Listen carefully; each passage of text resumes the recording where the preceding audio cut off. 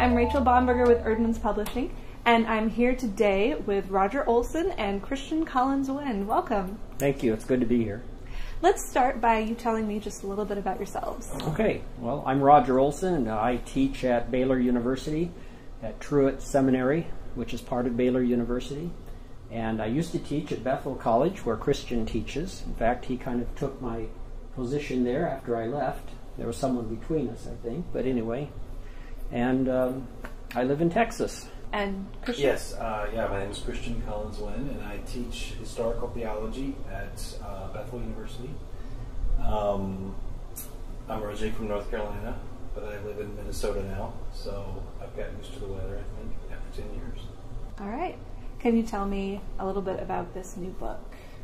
Yeah, I mean, I think, so the book is called Reclaiming Pietism, Retrieving an Evangelical Tradition, and I guess it was about 3 years ago, and actually prior to that, maybe it was 2009, Bethel hosted a conference on pietism, because Bethel comes from a tradition of Swedish pietism, Swedish Baptist pietism, and I was involved in helping to organize that conference with my colleagues, Chris Gerritz and G.W. Carlson, and we were beginning a kind of revival interest in pietism at Bethel. And Roger, I'm not sure, Roger, you were at the conference? Mm-hmm. You presented?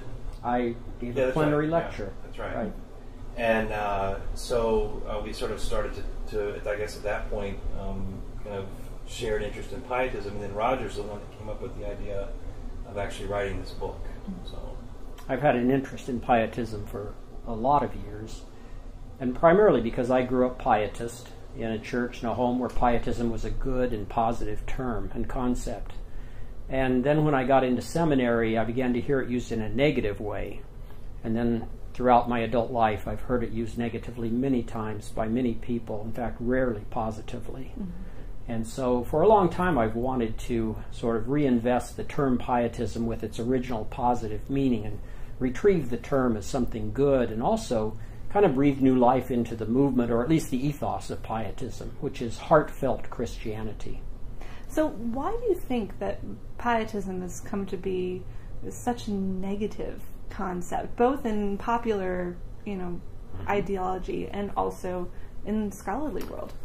Well, it probably goes, the negative connotation of it probably goes back further, but a German theologian named Albrecht Ritzel, who was one of the real leaders of the liberal Protestant movement in the late 19th century, wrote a 3-volume history of pietism.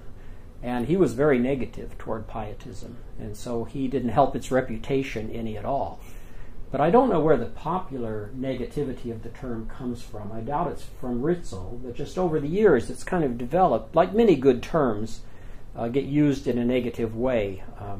So I don't know how that actually happened, but now people tend to think of pietistic as holier than thou, or legalistic Christianity, or anti-intellectual, and none of that was true of the original pietist movement of the early 1700s. Mm-hmm.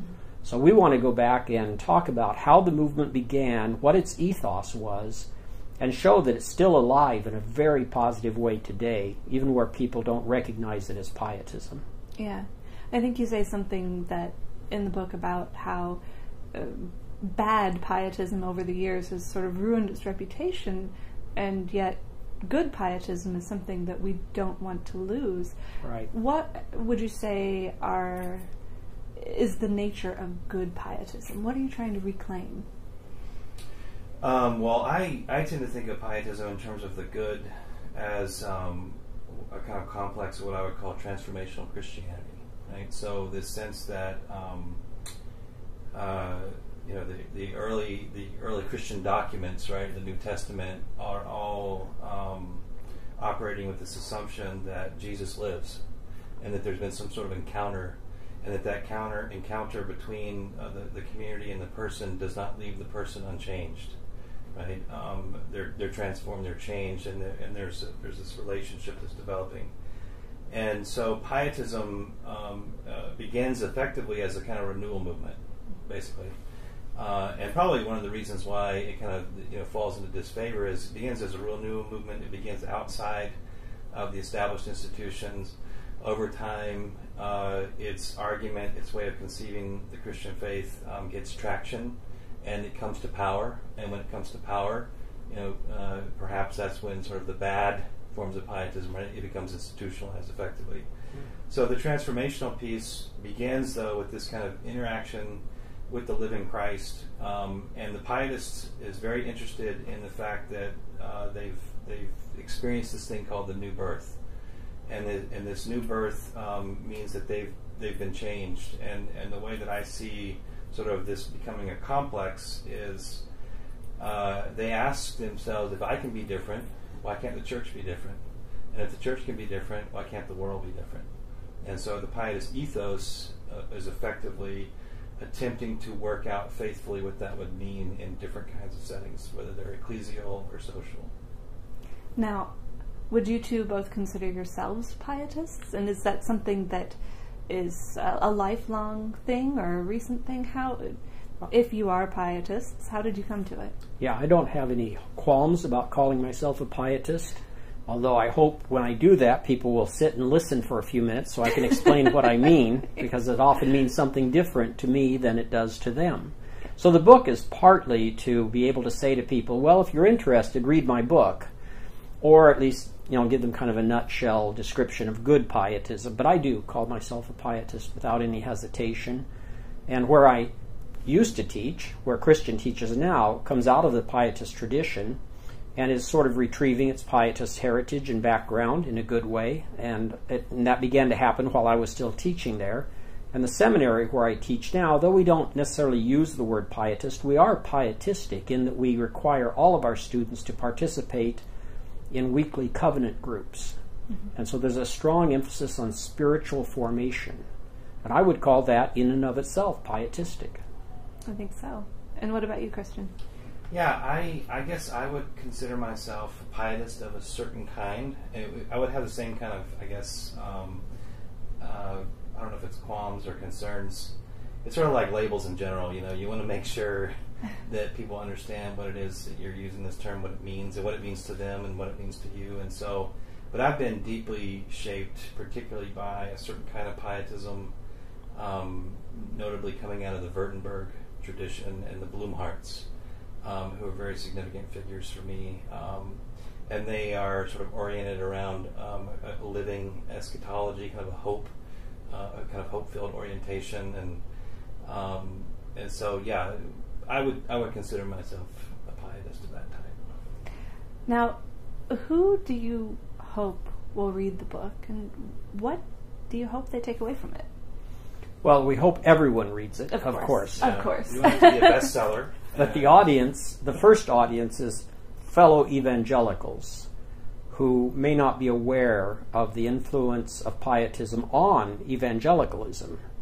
So the evangelical movement in America was deeply influenced by pietism, and many people aren't aware of that. We want to make them more aware of that, and also recommend pietism to them as a path toward the renewal of evangelicalism. But the book is really written for anyone who's interested in Christian history, historical theology, and especially, I think, for Americans, pietism is a huge influence on American religion in general. I think all denominations in America have been touched by pietism, whether they're aware of it or not. Mm-hmm. Yeah, I just in some ways echo Roger. I think one of the reasons I was drawn to pietism in part through graduate exposure. I also grew up Methodist, which has a deep pietist strain in it, and but Don Dayton sort of put me onto these figures called the Blumhardts, the ones that I mentioned earlier. And initially, I bore the kind of pietism that sounds not much fun. I don't really want to embrace that necessarily. But over time, both in terms of its spirituality, its understanding of the gospel, and particularly, I think what Roger was kind of getting at, the sense that if you want to understand certain dynamics in modern Christianity and you don't know what pietism is, you don't know about the categories and the dynamics of pietism, you're not going to be able to fully understand those things. And so in a way, we're trying to offer a kind of hermeneutical key, an additional tool for scholars and lay people who are trying to understand their own history, their own tradition. So what else would you like readers to know about the book? Well, I'd like them to know that it's an interesting book. It has stories in it. It's not just dry history or theology, though I don't find either history or theology ever dry. Some people might, but we've invested stories in this book, and people reading it will read about key figures in their lives and their spiritual journeys and what happened with them as part of Pietism. Mm-hmm. So I think it's an intriguing book and even exciting. You crammed a lot into not a lot of pages. Right. So it's not we kept it short on purpose. Not a big, scary book to read. No, it's not. No. Christian? Yeah, I guess I would echo, again, what Roger was saying, in that I think the book offers an alternative way of thinking about evangelical history. And that doesn't mean that it's dry history or dry theology, because we are trying to kind of weave and make that point through these stories. But it really is, I think we're trying to surface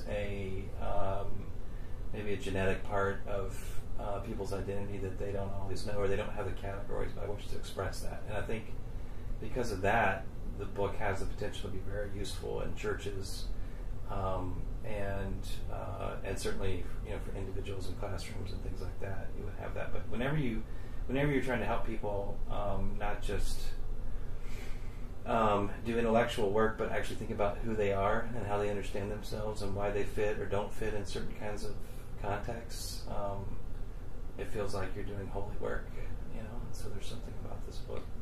Yeah, for us, writing this book was a ministry. It wasn't just a scholarly project. We really wanted to use this book and this opportunity to write and publish it to contribute to a spiritual renewing of American Christianity by pointing out our resources in Pietism and how that is a rich spiritual heritage that if we recover it, it really can, I think, bring spiritual renewal to American Christian life. Historical theology as a ministry. Yeah, absolutely. Like well, thank you both for talking with us about the book. The book again is Reclaiming Pietism, and it's from Urbans.